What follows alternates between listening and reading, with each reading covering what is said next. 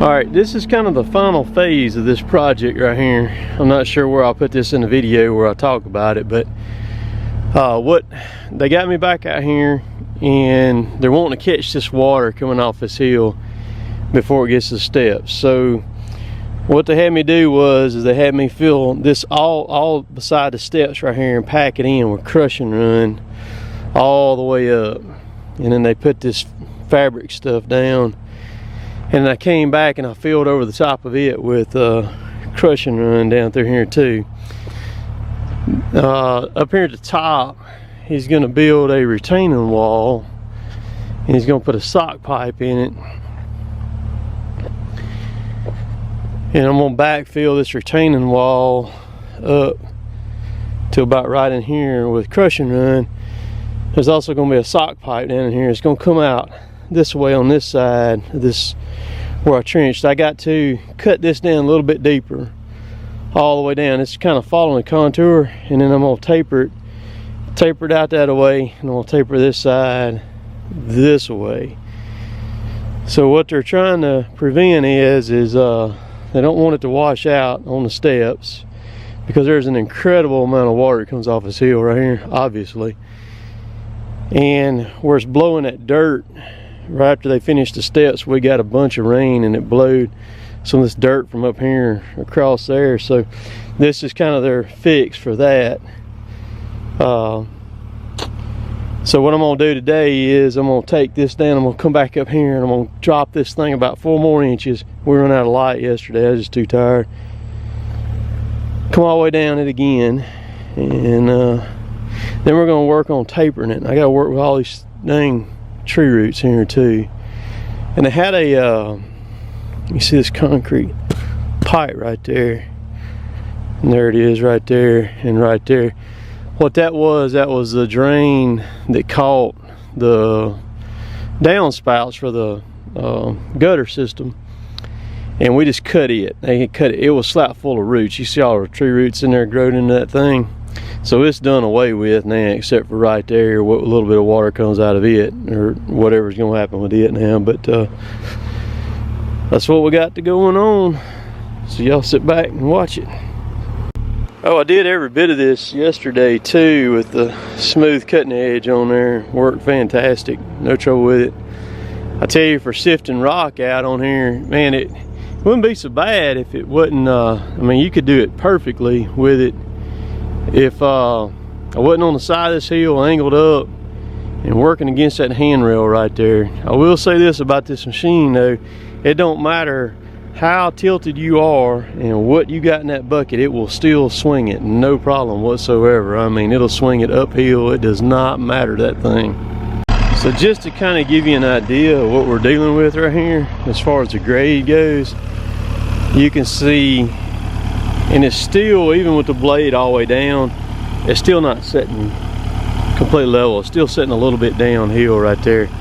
I'm not sure what the grade is, and of course the machine's tilted over toward the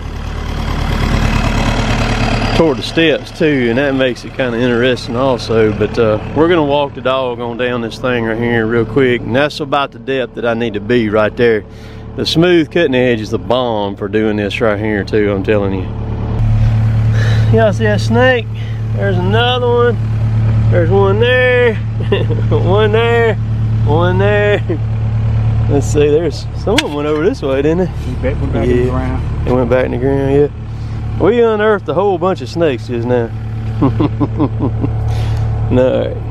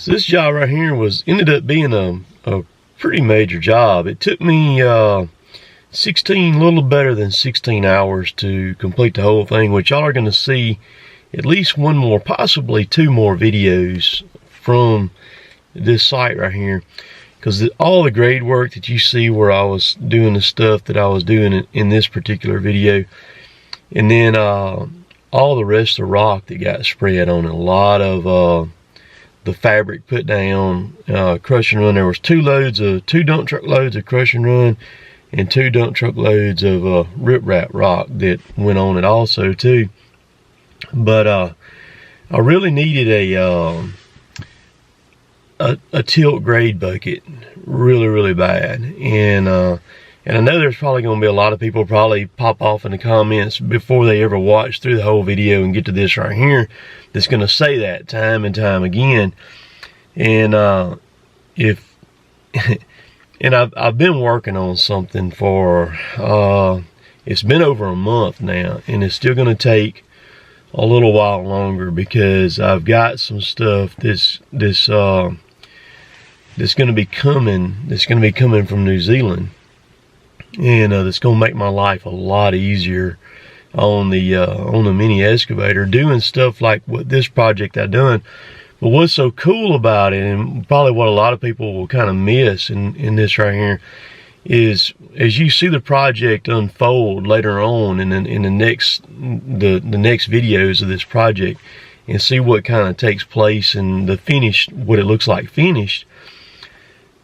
What I was able to do with just a straight bucket between my 2-foot bucket and the 3-foot bucket, and then running the cutting edge that I made on a 2-foot bucket.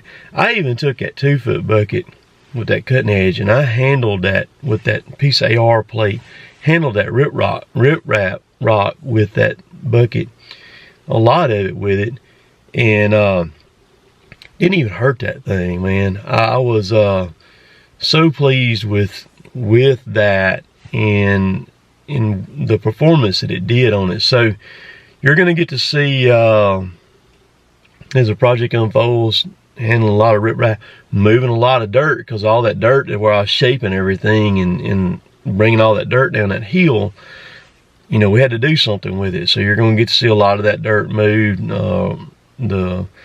I cut a very big swell down at the bottom of the hill. The property owner there was actually going to pour a concrete slab with a low swell in it, where the water come off the hill running down into that pond there.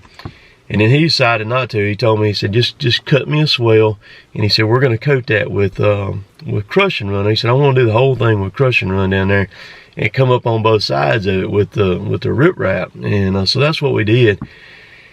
Man, I was holding my breath. I wasn't sure how it was going to turn out, because I was just kind of doing this stuff as I went along. You know, they were telling me what they wanted, and I was just kind of feeling my way through it and all that. So I was pretty happy with it, with the way that it all done. So hope all y'all have a great Sunday, and we'll get this work week started off tomorrow. But so I've had a good weekend this weekend. So check out everything right down below.